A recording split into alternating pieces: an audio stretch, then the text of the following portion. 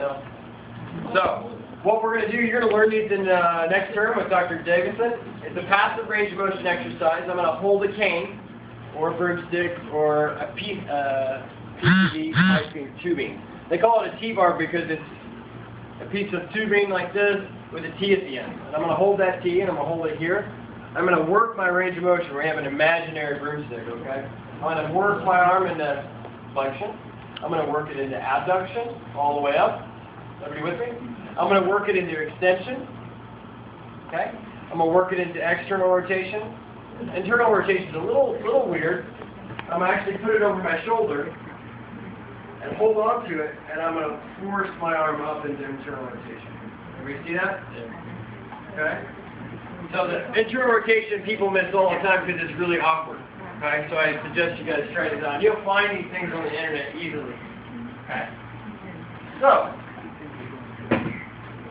these are in the wrong, this one is in the wrong part. It should be down here for strengthening. So let's do scapular exploration. Scapular exploration you guys learned in third term. Okay? You learned in third term.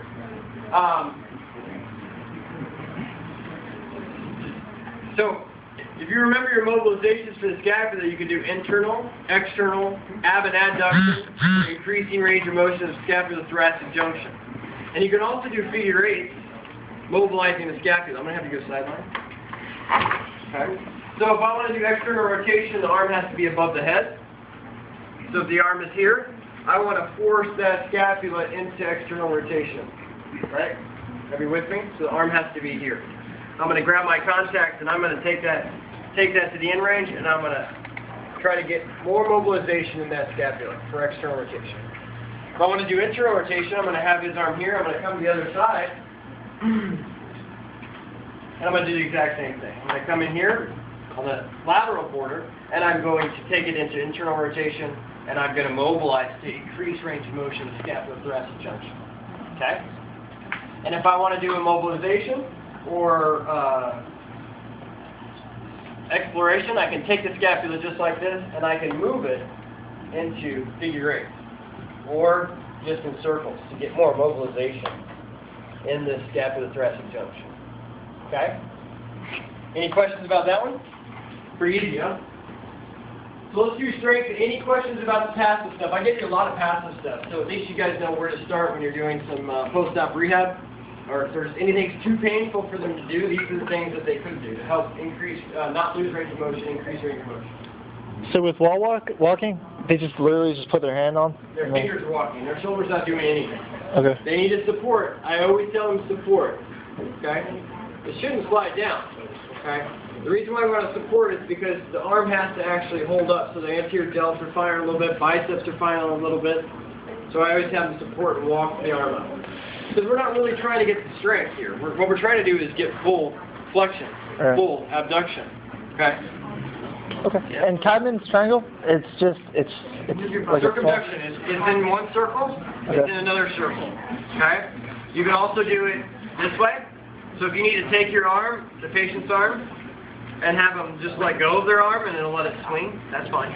Okay. But sometimes you just get your momentum to get it to swing. It's actually harder than you think, so everybody can try it today. To actually try to move your arm without contracting, it's pretty tough. You see somebody trying to do it in the office, it looks funny because they can't really figure out how to move their arm without firing the muscle. So, strengthening, real quick. Let's wrap this up. I only have to do two more things. So we have two more. Everybody remember your rotator cuff strengthening exercise Dr. Grassmeyer showed you last week? Yes. We're going to review over those. I'm going to have Dr. Grassmeyer show you one more time. But first, we have another one. This is another strengthening exercise for the rotator cuff. What's the main goal of the rotator cuff? Stabilization. That's right. It keeps the joint, it keeps the humeral head in the glenoid fossa. Okay? So, the main stabilizer is the supra, right? Supraspinatus.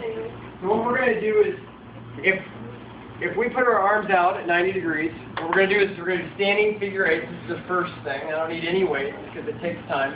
I'm going to make sure my scapulas are backing down in the correct position, so I have the correct posture. Okay? I don't want them to have poor posture trying to do this because it's not going to be as effective. Scapula is backing down, and what they're going to do is they're going to do little figure eights, just like this. They're not going to be a lot of motion. And the whole time what I try to have them do is kind of hold and stabilize their scapulas in that backing down position. Okay? Once they do this for 30 seconds, it will start to burn. Okay? They're going to now go forward and then backwards. Okay? Easy. So now we're rotating the humerus through those planks. So every muscle of the shoulder girdle is now firing. You guys with me? So the next step is prone, which is 10 times harder. Go ahead and go prone for me. So he's going to be in the prone position at 90 degrees, just like this, like he's flying. Okay? And he's going to do the exact same thing. He's going to go thumbs forward, thumbs backwards. Thumbs forward, thumbs backwards. So go ahead and relax. Good. So now his scaps are coming out. So I didn't do the proper stuff to explain to my patient. We're going to abdominally break. Good. Scapula is backing down. Good.